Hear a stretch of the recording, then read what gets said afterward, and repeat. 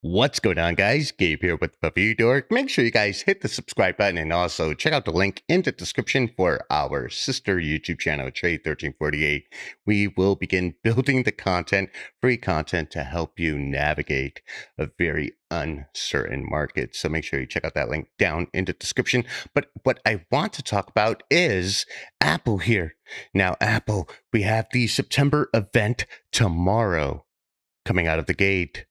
Doesn't seem like Apple got the memo where you buy the hype, sell the news. Coming out of the gate, we have a put signal finding a level of support at 153, bouncing up and consolidating through the early morning into afternoon, and then giving way to the bears where she sells off into the moonlight into after hours here. Now, what I want to do is talk about the SPY, and the SPY is going to play a very big role in Apple's performance, given that Apple is the largest allocation in the S&P. Now, this chart, if it looks like it's copy and paste, it's because it is. And so let's get right into it. Everybody wants to know, who's the iPhone 14 for? We're going to have an answer for you in a second. But what I want to do is go over the specs here, because the specs, again, rumored until tomorrow, and tomorrow a very important day for Apple, considering that iPhone sales are responsible for 52%. One more time, 52% of Apple's revenue. So this is an important launch and everybody will be watching. Let's get into the rumored specs, ranging from 6.1 inches for the standard iPhone, all the way up to 6.7 inches in the iPhone 14 Pro Max. We also have some variants in the CPU. Mind you guys, this is all speculated, but the base models, iPhone 14 and iPhone 14 Max, having the Apple A15 Bionic, with the iPhone 14 Pro Max and Pro models getting both the Apple A16 Bionic. Now we have some variants of RAM, some slower, some faster, again, depending on if you're the iPhone 14 or iPhone 14 Pro. Also storage ranging from 128 from the base model to as high as 1 terabyte that you will find on a Pro model. And my oh my, I'm scared to know what the Apple tax on that extra storage would be.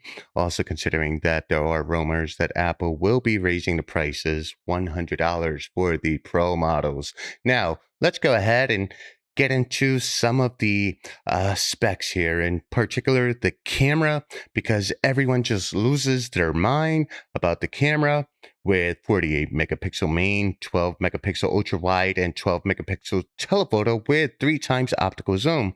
Now, this is for the Pro and Pro Max variants, whereas the standard iPhone 14 models would have dual 12 megapixel wide and ultra wide lenses. Okay.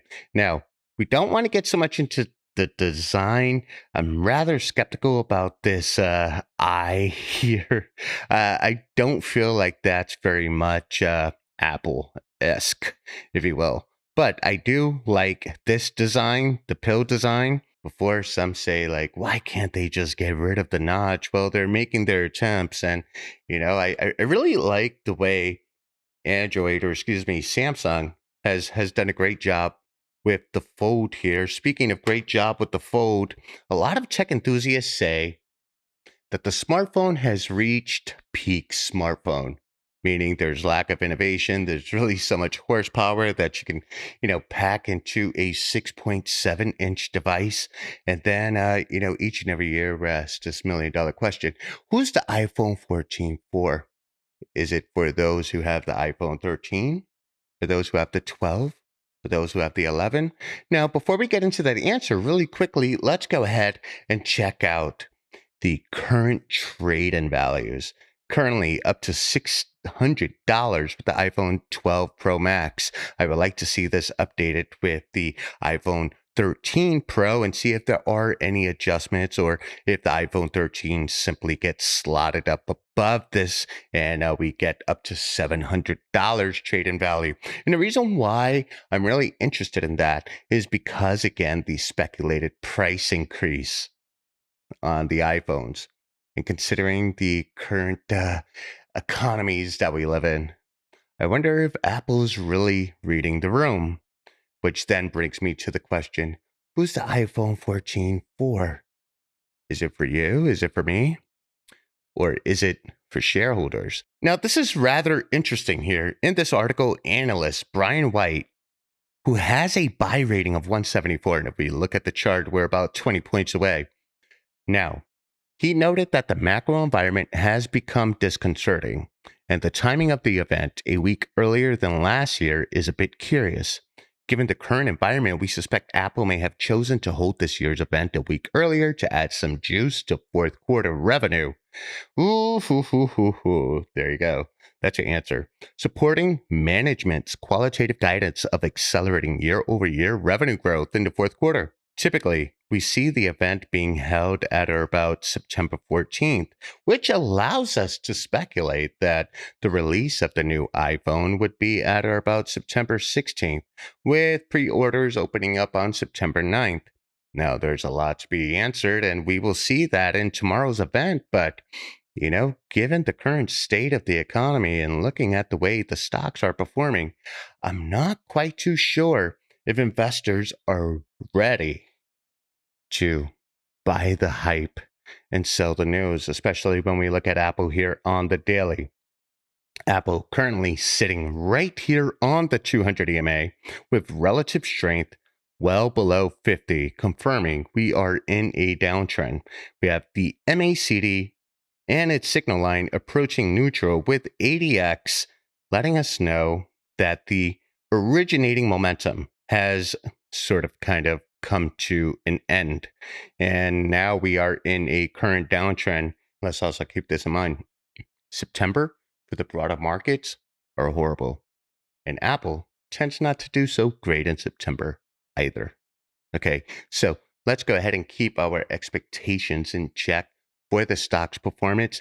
Again, we are about 24 points away or 20 points away from analyst expectations. And if we zoom out, we could see all-time highs. Apple, look at this. All-time highs coming in towards the end of last year. And this could be all part of Apple's plan. We have third quarter earnings happening in November, setting Apple up for a very strong fourth quarter guidance. Yeah, the iPhone 14 is all for the shareholders. We'll wait and see. Tomorrow, the most important day for the tech sector and the most important day for Apple. Make sure you guys like, share, subscribe. This is Gabe signing out. Peace.